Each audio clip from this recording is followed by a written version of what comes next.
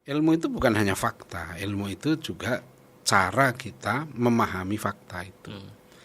Jadi tidak netral, tidak mungkin netral karena ketika kita merumuskan, taruhlah misalnya kita bicara fisika, benda nih, ya kan, kita bicara benda. Taruh yang paling gampang kita virus lah, bicara virus ya. Virus sekarang yang ramai PMK. Nah PMK, ya, virus apa? Ya itu virus juga itu. Virus itu benda, ya kan. Sekarang kita memahami virus bagaimana? Ada virus dampak menyebabkan gejala penyakit tertentu. Itu empiris, ya. Kita bisa mengindra dengan mikroskop dan sebagainya. Kemudian kita gunakan rasio kita. Tapi ketika kita ditanya, virus COVID itu misalnya, atau virus PMK itu datang pada kita, itu kehendak dia sendiri atau ada yang ngirim? Gimana cara menjawabnya? Virus itu punya kehendak nggak?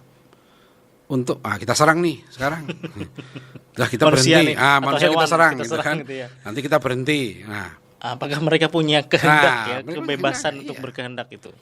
Jadi ataukah virus itu? Nah di sini kan sains yang empiris rasional nggak bisa jawab. Ya.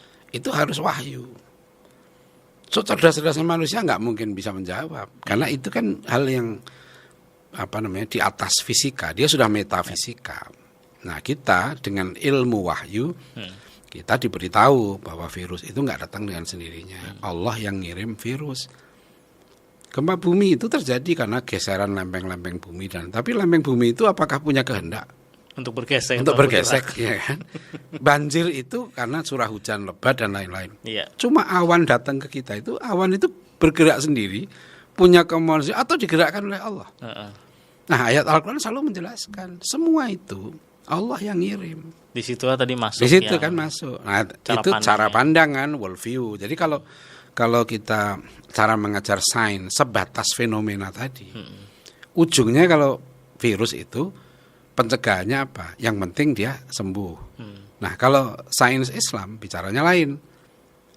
Virus itu datang bukan kehendaknya sendiri. Allah ngirim virus itu ada maksud.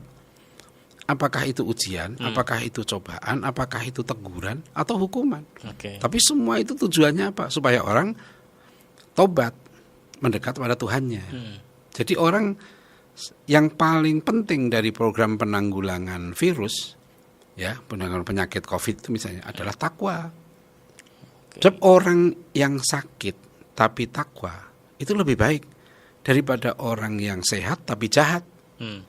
Ya waktu sakit, ya kan, zikir terus pada Allah, ngaji, sholat. Begitu sembuh, dia lupa. Lebih baik dia sakit kalau begitu.